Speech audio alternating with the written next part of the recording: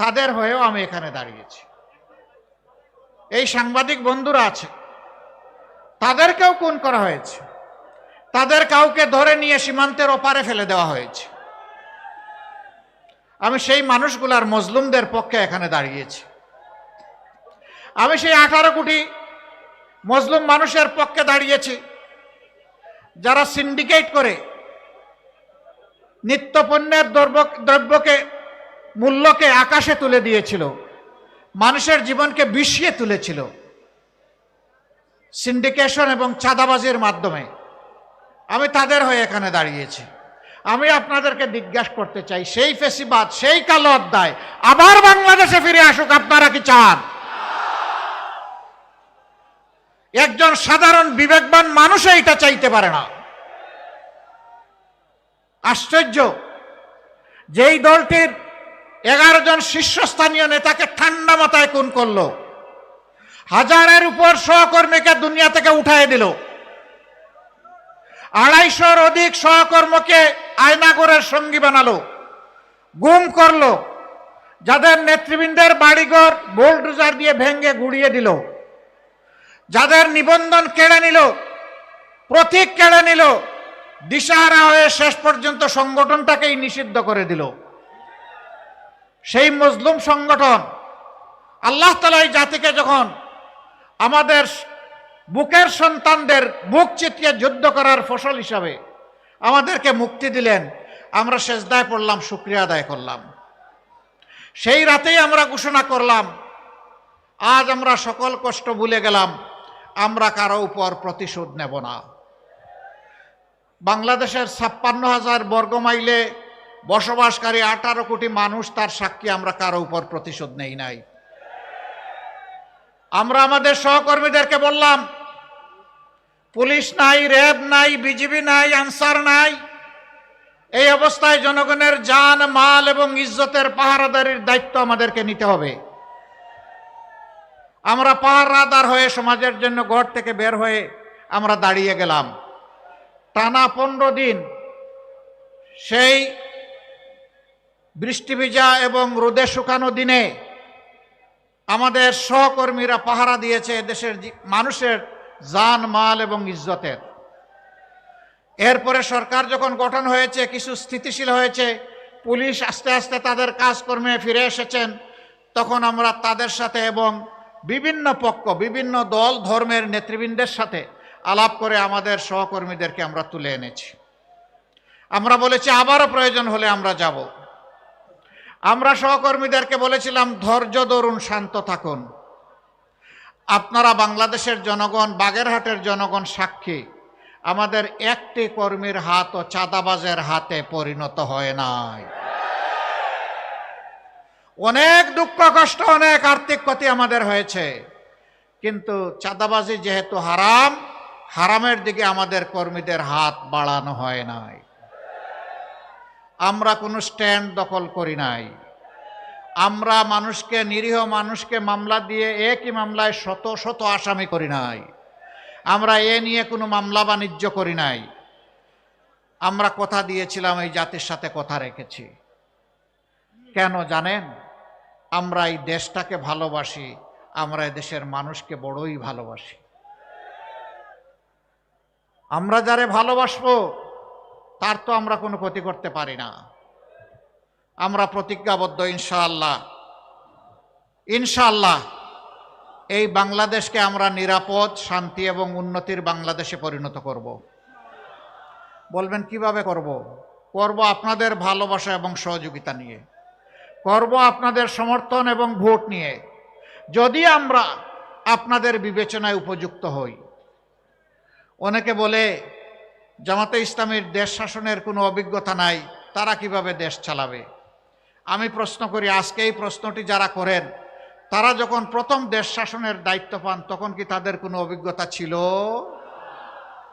যদি না থেকে থাকে তাহলে এটি কোনো শর্ত নয়, আর আমি বলবো তাদের কথা সঠিকও নয়। আমরা একটা সরকারে 1 থেকে 6, 2001 থেকে 6 আমরা একটা সরকারে সামান্য অংশগ্রহণ করেছিলাম। 2 জন মন্ত্রী দায়িত্ব পালন করেছিলেন। তারা কি ব্যর্থ ছিলেন? তারা কি অসৎ ছিলেন? তারা কি অদক্ষ ছিলেন? না, তারা সততা এবং দক্ষতার সাথে তাদের দায়িত্ব তারা পালন করেছেন। সেই মানুষগুলা যাদেরকে নিজেদের হাতে গড়ে রেখে গিয়েছেন, আজকে তারাই আপনাদের সামনে এগিয়ে এসেছেন। তাদের উপর যেভাবে অতীতের মানুষগুলো আস্থা রেখেছিল, আজকের মানুষগুলোর উপর আস্থা রাখলে আমরা ইনশাআল্লাহ আমাদের সমস্ত যোগ্যতা এবং শক্তি দিয়ে আমরা আপনাদের আস্থার ঋণ পরিশোধ করব। প্রিয় দেশবাসী, আমরা কি চাই? দেশবাসী যা চায় আমরাও তাই চাই, আমাদের যুব সমাজ যা চায় আমরা তাই চাই, আমাদের মা বোনেরা যা চান আমরা তাই চাই। যুব সমাজ কি চায় তারা জাতিকে জানিয়ে দিয়েছে, জানিয়ে দেয় নাই? বাংলাদেশের 5টা পাবলিক বিশ্ববিদ্যালয়, যেগুলা সর্ববৃহৎ বিশ্ববিদ্যালয়, সেই বিশ্ববিদ্যালয়ে নির্বাচন হয়েছে ছাত্র সংসদের, তারা কি একটা রায় দেয় নাই? তারা কি বলেছে আমরা আবার ফেসিবাদ ফিরিয়ে আনতে চাই? তারা কার পক্ষ নিয়েছে? তারা ইনসাফের পক্ষ নিয়েছে। তারা আস্থা রেখেছে আমাদের সন্তানদের উপর, আমাদের সন্তানেরা আস্থার প্রতিদান দিয়ে চলেছে। অনেকে বলছেন ডাকসু গত 50 বছরে যা করতে পারে নাই, এরা 4 মাসে তার চেয়ে বেশি করেছে।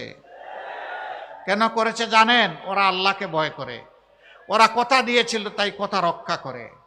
আমাকে অনেকে জিজ্ঞেস করেছে আপনারা যদি বাংলাদেশ পরিচালনার সুযোগ পান তাহলে বাংলাদেশটি কেমন হবে?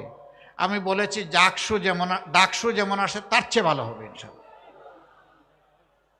এখন মহিলারা, এই কয়েকদিন আপনারা হয়তো সামাজিক যোগাযোগ মাধ্যমে দেখতে পারেন, মহিলারা প্রকাশ্যে বলছে আমরা আমাদের ইজ্জতের পাহারাদার হিসাবে জামাতে ইসলামের উপরেই আস্থা রাখতে চাই। একজন বোন পোশাকে আশাকে, তিনি আপনারা হয়তো সবাই যেমনটা কল্পনা করেন তেমন না। তাকে সাংবাদিক বন্ধু প্রশ্ন করেছেন আপনি এবার কাকে ক্ষমতায় দেখতে চান? উনি বলে জামাতকে। কয় আশ্চর্য, জামাত ক্ষমতায় আসলে তো আপনি এই পোশাক পরতে পারবেন না। কয় পরবো না। বলে যে অন্য পোশাক পরা লাগে, বলে পরবো। এরপরে বলে যে জামাতকে কেন ভালোবাসেন, কেন চান?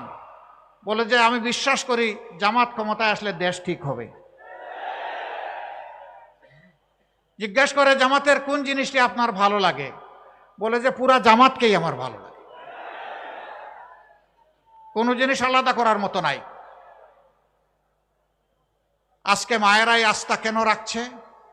কারণ 54 বছর তারা সবাইকে দেখেছে, সবাই তাদের সাথে কথা দিয়েছে, কিন্তু তাদের ইজ্জতের প্রতি যথাযথ সম্মান প্রদর্শন করা হয়নি। আর এই সময়টা জুড়ে আমরাও এই সমাজে ছিলাম, আমাদেরকেও তারা দেখেছেন। আমরা মায়েদের ব্যাপারে বলতে চাই, আমরা সবাই মায়ের সন্তান, মায়ের পেট থেকে এসেছি। মা আমাদেরকে 285 দিন গর্ভে ধারণ করেছেন বড় কষ্ট করে। দুনিয়ায় আসার পরে বুকের দুধ খাওয়িয়েছেন, আর বুকটাকে আমার জন্য আপনার জন্য বিছানা, নিরাপদ বিছানা বানিয়ে দিয়েছেন। যে মা পেটে নিলেন, বুকের দুধ খাওয়ালেন, বুককে সন্তানের বিছানা বানিয়ে দিলেন, সেই মায়ের ঋণ পরিশোধ করা কি সন্তানের পক্ষে সম্ভব? অসম্ভব, আমরা এটা পারবো না। কিন্তু আমাদেরকে জান প্রাণ দিয়ে চেষ্টা করতে হবে সেই মাকে সম্মান করা। আমরা ইনশাআল্লাহ এই দেশের সেবার সুযোগ পেলে আমরা মাদেরকে মর্যাদার আসনে অধিষ্ঠিত করব। তারা ঘরে, চলাচলে, কর্মস্থলে, সব জায়গায় তাদের জন্য সম্মান এবং নিরাপত্তা নিশ্চিত করা হবে ইনশাআল্লাহ। আমরা বড় ব্যথিত, বড় দুঃখিত, বড় লজ্জিত। এই নির্বাচন ফ্যাসিবাদের জাতাকলে পিষ্ট হওয়া সকল দলই আমরা অংশগ্রহণ করছি, কিন্তু 2-1টা দল ইদানিং মায়েদের, জামাতে ইসলামের প্রতি এই ভালোবাসাকে তারা সহ্য করতে পারছেন না। গণতন্ত্রের অর্থ হচ্ছে জনগণের রায়ের উপর, চিন্তার উপর, মতের উপর আপনাকে আস্থা রাখতে হবে। আপনার কথা আপনি বলবেন, আমার কথা আমি বলবো, এই সুযোগ সবাইকে দিতে হবে। আজকে দেখলাম একজন উন্মাদ হয়ে গিয়ে বলতেছে জামাতে ইসলামের নারী কর্মীরা কোনো জায়গায় আসলে ওদের পোশাক খুলে ফেলবে। সে তার সহকর্মীদেরকে হুকুম দিচ্ছে। আরেক জায়গায় চাপাই নবাবগঞ্জে মেয়ে হয়ে একজন কথা বলেছে যে ওদের হেজাব এবং নেকাব খুলে ফেলবেন টান দিয়ে, ওদেরকে ধরে পুলিশের হাতে দিয়ে দিবেন। এর নাম গণতন্ত্র? নির্বাচনের আগেই যদি আপনি এটা করেন, নির্বাচনের পরে কি করবেন? একদিকে আপনি মাদের হাতে দিবেন ফ্যামিলি কার্ড, আর পাশাপাশি আপনার প্রতিপক্ষ হলে তার সেই মায়ের গায়ে দিবে আপনি হাত। ওই ফ্যামিলি কার্ড আর হাত দুইটা একসাথে চলবে না। যদি সত্যিই সম্মান দেখায় থাকেন তাহলে আগে আপনার মাকে সম্মান দেখান, এরপরে বাংলাদেশের প্রত্যেকটা নারীকে মায়ের মর্যাদায় সম্মান দেখান। মানুষ আপনাকে ভালোবাসবে, আপনাকে স্যালিউট দেবে। আমি বলে দিতে চাই, আমাদের জীবনের চেয়ে মায়েদের ইজ্জতের মূল্য আমাদের কাছে অনেক বেশি। আমি সাফ সারা বাংলাদেশের শান্তিকামী মুক্তি পাগল মানুষকে বলে দিতে চাই, বিশেষ করে যুবকদেরকে বলে দিতে চাই, কোনো মায়ের সাথে কেউ যদি এই ধরনের অসভ্য আচরণ করে, আপনারা আবার 24-এর মতো বিস্ফোরিত হবেন। বলবেন জীবন দিব কিন্তু মায়ের মর্যাদা দেব না, কাউকে না মায়ের মর্যাদা নিয়ে টান দিতে দেব না, জীবনের বিনিময়ে হলেও মায়ের মর্যাদা রক্ষা করব। যারা মাদেরকে নিয়ে এইরকম অপমান করেন, এদেশের অর্ধেক হচ্ছেন আমাদের মায়ের সমাজ, তারা কিভাবে আশা করেন সেই মায়েরা তাদেরকে সমর্থন দেবে? আমরা দোয়া করি শুভ বুদ্ধির উদয় হোক। হ্যাঁ, মাদের ছাড়াও বিভিন্ন জায়গায় হচ্ছে। আজকেও ঢাকায় দেখেছেন কিছু একটা হয়েছে। প্রতিদিন বিভিন্ন জায়গায় অসহিষ্ণু এই কার্যক্রম চালানো হচ্ছে। কেন রে ভাই, এখন তো মাঘ মাস, এই শীতের দিনেই যদি মাথা এত গরম হয়, চৈত্র মাসে কি হবে? আপনার আদর্শ নিয়ে আপনি মাথা ঠান্ডা রেখে যান জনগণের কাছে, সুন্দর করে বুঝায় কথা বলেন, আপনাকে আমরা ওয়েলকাম করব। কিন্তু আপনি গায়ের জোরে সেই ফেসিবাদী কায়দায় আবার নির্বাচনকে চলে বলে কৌশলে নিজের ইচ্ছা মতো প্রভাবিত করবেন। এখনকার যুব সমাজ 24-এ চিৎকার দিয়ে ঘুমাইয়া পড়ে নাই। যুবকদেরকে বলছেন তাদেরকে বেকার ভাতা দিবে, কে বলছে? তারা আপনার কাছে গিয়ে মিছিল করে, আপনাদের কাছে মিছিল করে বলছে যে আমরা বেকার ভাতা দেন। আমাদের যুবকদেরকে আমরা বেকার ভাতা দিয়ে অপমানিত করতে চাই না। আমাদের যুবক যুবতীদের প্রত্যেকের দুটি হাতকে আমরা দেশ গড়ার কারিগরের হাতে পরিণত করতে চাই এবং তাদের হাতে মর্যাদার কাজ তুলে দিতে চাই। তারা যেন বুক ফুলিয়ে বলতে পারে, এদেশ আমার দেশ, আমি বাংলাদেশ, আমি বাংলাদেশের জন্য আমার 2 হাত দিয়ে অবদান রেখে চলবো। আমি হাত বাড়িয়ে কারো কাছ থেকে বেকার ভাতা নেব না। যুবকরা মন খারাপ করেছেন? আপনারা কি বেকার ভাতা চান না কাজ চান? আলহামদুলিল্লাহ, আপনারা কাজ চান, আপনাদেরকে মোবারকবাদ। সম্মানিত ভাইয়েরা, আল্লাহর রহমতে আপনাদের দোয়া, ভালোবাসা, সমর্থন, ভোটে যদি আমাদের 11 দলীয় এই নির্বাচনী পক্ষের প্রার্থীরা বিজয়ী হয়ে সরকার গঠনের সুযোগ পান, আমরা যে কাজগুলা করতে চাই সেই কাজগুলার কিছু অংশ আজকে বলে আমি বিদায় নেব। সব এখানে বলা সম্ভব না। নাম্বার 1, আমরা সমাজ থেকে দুর্নীতি দূর করব ইনশাআল্লাহ। আমরা দুর্নীতির গাছের পাতা ধরে টানাটানি করব না, আমরা জটটা ধরে টান দিব। দুর্নীতিকে আর বাংলাদেশে সহ্য করা হবে না। 2 নম্বর, যারা অন্যের দ্বারা প্রভাবিত হয়ে মানুষের কাছ থেকে অবৈধ চাঁদা নিয়ে মানুষকে জর্জরিত করে, এমনকি বিভিন্ন জায়গায় দেখি চাঁদা না দিলে দোকান ভাঙচুর, মারধর এগুলাও করে, আমরা আর কাউকে চাঁদা নিতে দেব না। যদি আমরা সেই সুযোগ পাই তাহলে দুর্নীতি যারা করেন আর চাঁদা যারা নেন তাদেরকে আমরা বুকে টেনে নিব, কারণ তারাও আমাদের সন্তান, তারাও এদেশের নাগরিক। তাদেরকেও প্রশিক্ষিত করে তাদের হাতেও মর্যাদার কাজ তুলে দিব ইনশাআল্লাহ। তারাও সেদিন এই জাতিকে গঠনে উন্নয়নে ভূমিকা রাখবে এবং গর্বিত হবে। আজকে মাথা নিচু করে চলতে হয়, সেদিন তারা বুক ফুলিয়ে মাথা উঁচু করে চলবে ইনশাআল্লাহ। কাজেই তাদেরও কোনো চিন্তার কারণ নাই। সমাজ মুক্তি পাবে তাদের নির্যাতন থেকে, আর তারা মুক্তি পাবে লজ্জার হাত থেকে। এরপরে আমরা কি করব? আমরা সমাজের সকলের জন্য ন্যায় বিচার কায়েম করব ইনশাআল্লাহ। প্রেসিডেন্ট যে বিচার পাবেন, গ্রামের একজন সাধারণ কৃষক একই বিচার পাবেন। যে অপরাধে গ্রামের একজন সাধারণ মানুষকে আইনের আওতায় এনে শাস্তি দেওয়া হবে, একই অপরাধ করলে আইন প্রেসিডেন্টকে ছেড়ে কথা বলবে না।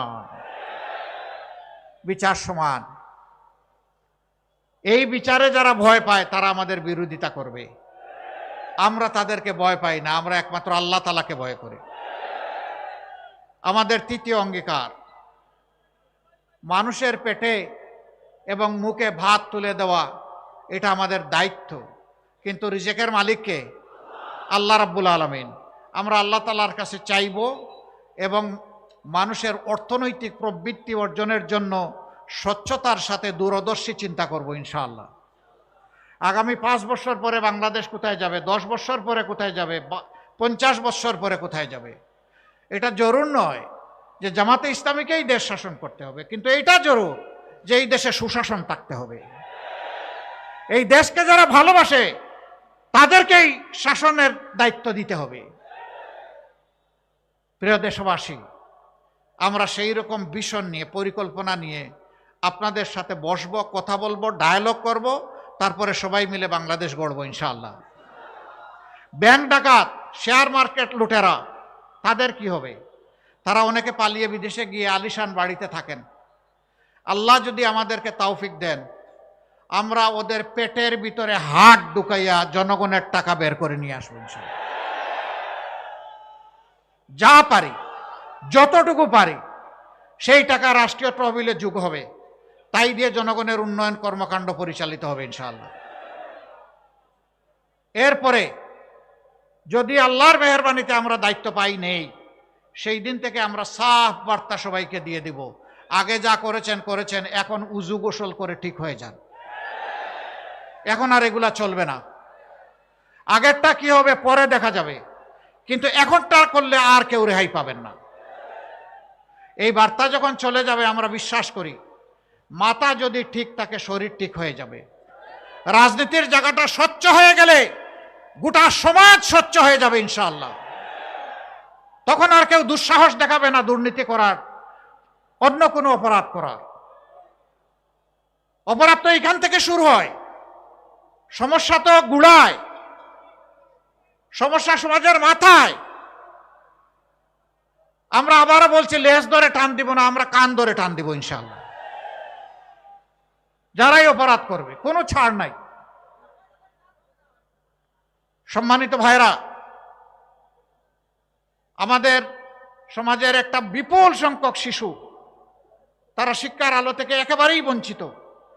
তার মা পেটের ভাত যোগান দিতে পারে না, ওরা শিক্ষা দিবে কিভাবে? সে কি দেশের নাগরিক নয়? সরকারের কোনো দায়িত্ব নেই? সেই লোকগুলা যখন শিক্ষা পায় না, অনাদরে, অবহেলায়, অযত্নে বড় হয়, তখন তাদের মনের মধ্যে দ্রোহের আগুন জ্বলে উঠে। আমি কি এই সমাজের কেউ নই? এই সমাজ আমাকে এইরকম অন্ধকারে ফেলে দিল কেন? তার মনে তখন প্রতিরোধ স্পৃহা জাগ্রত হয়, তখন বিভিন্ন ধরনের অপরাধ কর্মকাণ্ডে সে জড়িয়ে পড়ে। এর জন্য আমার ওই অবুজ শিশুটি দায়ী নয়, এই জন্য দায়ী সমাজ এবং সরকার, যারা তাদেরকে শিক্ষার আলো থেকে বঞ্চিত করেছে। ইনশাআল্লাহ আল্লাহ তাআলা আমাদেরকে দেশ পরিচালনার সুযোগ দিলে আমরা তাদেরকে বুকে তুলে নেব এবং তাদের শিক্ষার ব্যবস্থা করব। তাদের মধ্য থেকে মণিমুক্তা বের হয়ে আসবে, আমরা এটা আশা রাখি। এমনকি তাদের মধ্য থেকে বের হয়ে কেউ এসে আগামী দিনের প্রধানমন্ত্রী হতে পারে। শুধু রাজার ছেলে রাজা হবে, রাজনীতির এই সংস্কৃতি আমরা পাল্টে দিতে চাই। যার যোগ্যতা আছে সেই দেশ পরিচালনার দায়িত্ব পাবে ইনশাআল্লাহ, জনগণের ভালোবাসা এবং সমর্থন নিয়ে। ওই পৈতৃক সূত্রে, জমিদারি সূত্রে রাজনীতি এই দেশের মানুষ আর দেখতে চায় না। সম্মানিত ভাইয়েরা, তারপরে কি করব? এই দেশ বিশ্বের একটা সদস্য দেশ, বিশ্বসভার, সবার সাথে আমাদের চলতে হয়, চলতে হবে, চলতে চাই। সভ্য প্রত্যেকটি দেশকে আমরা বন্ধু হিসাবে পেতে চাই, কিন্তু অতীতে এই বন্ধুত্ব নয়, কিছু কিছু ক্ষেত্রে প্রভুত্ব কায়েম হয়েছিল। আধিপত্যবাদ আমাদের ঘাড়ে চেপে বসেছিল, আমাদের 54 বছরের অনেক সম্ভাবনাকে ধূলিসাৎ করে দিয়েছিল। আগামীতে এই জাতি আর কোনো আধিপত্যবাদ বরদাস্ত করবে না। আমরা সবাইকে বন্ধু হিসাবে পেতে চাই, কাউকেই প্রভু হিসাবে দেখতে চাই না। কেউ যেন আর প্রভুর নাটকে অভিনয় করতে না আসেন। আমরা সবার সাথে ভালো সম্পর্ক, প্রতিবেশীদের সাথে ভালো প্রতিবেশীর সম্পর্ক আমরা রক্ষা করব, কিন্তু আমরা চাই আমাদের সাথেও যেন সেই সম্পর্কটা রক্ষা করা হয়। কিছু লোক জাতিকে বিভক্ত করেছে, মুক্তিযুদ্ধের পক্ষ বিপক্ষ, অমুক ধর্ম অমুক ধর্ম, ধর্মে ধর্মে ক্লেশ, চেতনার ক্লেশ, এইগুলা লাগায় রেখেছে। আমরা এই সবগুলার কবর রচনা করে একটা ঐক্যবদ্ধ জাতি করতে চাই। হিন্দু, মুসলমান, বৌদ্ধ, খ্রিস্টান সবাই মিলে আমরা একসাথে ফুলের বাগানের গাছগুলার মতো থাকতে চাই, নিরাপদে শান্তিতে থাকতে চাই, সম্মানের সাথে থাকতে চাই। এখানে কারো অপমান আমরা বরদাস্ত করব না।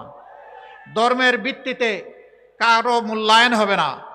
নাগরিকত্ব, দেশপ্রেম এবং তার যোগ্যতার ভিত্তিতে তার মূল্যায়ন হবে ইনশাআল্লাহ। সম্মানিত ভাইয়েরা,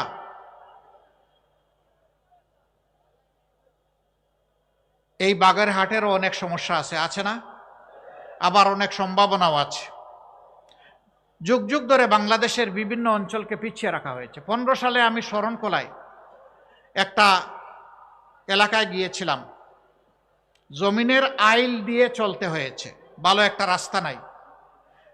3 জায়গায় আমরা পড়েই গেলাম, আবার উঠে চলতে থাকলাম। কেন? এই বাগেরহাট কি বাংলাদেশের অংশ নয়? হ্যাঁ, উন্নয়নে যারা অবদান রেখেছেন আমরা তাদেরকে ধন্যবাদ জানাই। আবার উন্নয়ন করতে গিয়ে যারা ডাকাতি করেছেন তাদেরকে ধন্যবাদ জানাইতে পারবো না। জনগণের টাকা নিয়ে যারা নিজেদের পকেট বাড়ি করেছেন, সিঙ্গাপুর বানিয়েছেন আর কানাডায় বেগমপাড়া গড়ে তুলেছেন, আমরা তাদেরকে ধন্যবাদ জানাতে পারবো না। ধন্যবাদ জানাবো সততার সাথে, দক্ষতার সাথে এই জাতির খেদমত করে, বাগেরহাটবাসীর খেদমত করে যারা গিয়েছেন, অবশ্যই তাদেরকে ধন্যবাদ। আমরা আপনাদেরকে কথা দিচ্ছি, আমরা সুযোগ পেলে ন্যায্যতার ভিত্তিতে যে এলাকা সবচেয়ে বেশি বঞ্চিত, ওই এলাকার দিকে ইনশাল্লাহ আমাদের চোখটি প্রথমে পড়বে ইনশাল্লাহ। আমরা এটা দেখব না কোন মন্ত্রী মহোদয় আর প্রেসিডেন্ট সাহেবের বাড়ি কোথায়, আমরা দেখব কোন এলাকার পাওনা সরকারের কাছে সবচেয়ে বেশি, সেই ঋণ সরকারকে পরিশোধ করতে হবে ইনশাআল্লাহ। যদি শুধু সমাজে ইনসাফটা কায়েম করা যায়, দুর্নীতি সহ সব বন্ধ হয়ে যাবে। এই দেশকে, জাতিকে পাল্টানোর জন্য 5টা বছর যথেষ্ট। আপনারা কি তা বিশ্বাস করেন? ইনশাআল্লাহ আমরা গভীর আস্থা রাখি এই ব্যাপারে, এবং ইনশাআল্লাহ আল্লাহ তৌফিক দিলে আমরা পারবো ইনশাআল্লাহ। কেন পারবো? যেহেতু আমাদের নিজস্ব কোনো ধান্দাবাজি নাই। আমাদের একটাই ধান্দা, কিভাবে এই জাতির কিছু ভালো করা যায়। আপনাদের সবাইকে অনুরোধ জানাবো, 12 তারিখের 2টি বুথে আপনারা ঐতিহাসিক গুরু দায়িত্ব পালন করবেন ইনশাআল্লাহ। হা বুট মানে হচ্ছে ফেসিবাদ আর ফিরে না আসুক, এক কথা এইটাই হা বুট। হা মানে আজাদি, না মানে গুলামি। এবার আপনারা বলুন, আজাদি না গুলামি? আজাদি না গুলামি?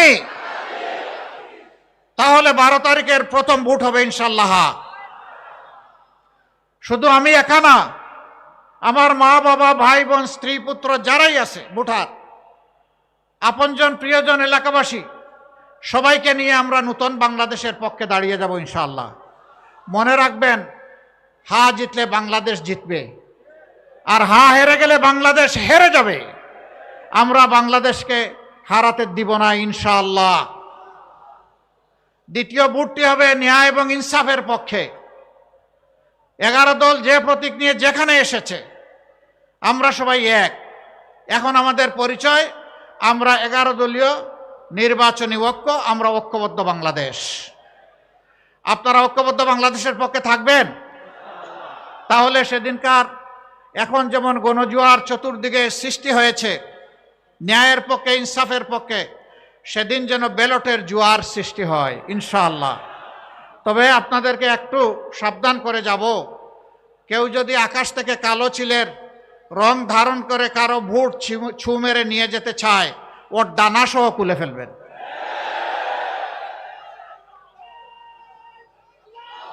আগের স্লোগান অচল, আমার ভোট আমি দেব, তোমারটাও আমি দেব, এটাও অচল। তোমার ভোট তুমি দাও, আমার ভোট আমি দেব, আমার ভোটে হাত বাড়ালে খবর আছে। সম্মানিত ভাইরা, নিজের এই ভোটের পাহারাদারি করতে হবে,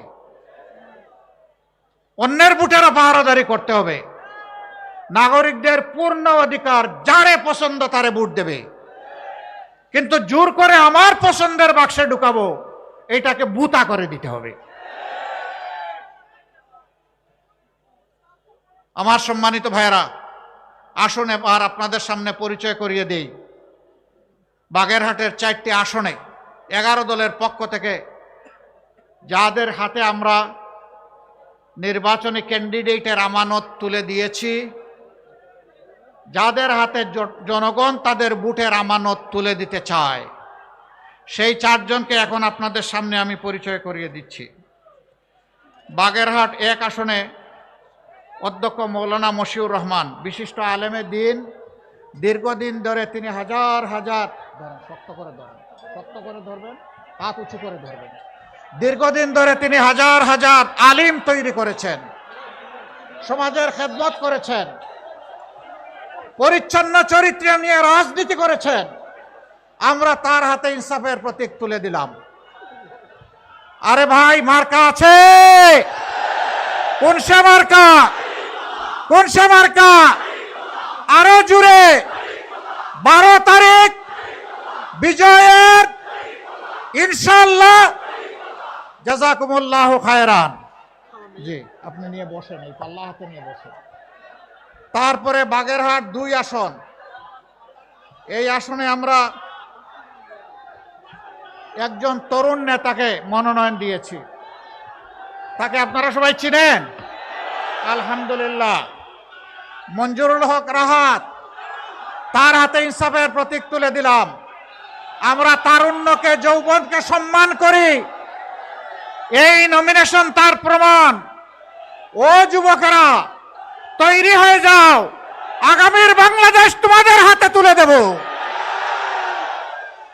বাংলাদেশের ককপিটে তোমরা থাকবা, আমরা প্যাসেঞ্জার হয়ে তোমাদের পিছনে বসে আল্লাহর শুকরিয়া আদায় করব। বাগেরহাট 2 ভাই প্রতীক আছে? কোন সে প্রতীক? আরে ভাই, আরো জুড়ে। ইনশাআল্লাহ 12 তারিখ বিজয়মালা ইনশাআল্লাহ। জাযাকুমুল্লাহু খায়রান। তারপরে বাগেরহাট 3 অ্যাডভোকেট আব্দুল ওয়াদুদ, তাকে আপনারা সকলেই চিনেন। রামপাল মোংলা না? ধরেন, শক্ত করে ধরেন, উঁচু করে ধরেন। আলহামদুলিল্লাহ, তার হাতেও আমরা ইনসাফের প্রতীক তুলে দিলাম। এই মানুষগুলোকে মায়া লাগে সত্যি। কেন? কারণ তারা সৎ, কারণ তারা কর্মঠ, কারণ তারা দেশপ্রেমিক। ইনশাআল্লাহ আপনাদের আমানতের ভার তারা রক্ষা করবেন। মার্কা আছে? কোন সে মার্কা? জুড়ে সুরে 12 তারিখ বিজয়ের মালা ইনশাআল্লাহ। জাযাকাল্লাহ। এরপরে বাগেরহাট 4 অধ্যক্ষ আব্দুল আলিম। আব্দুল আলিম, এইদিকে আসুন।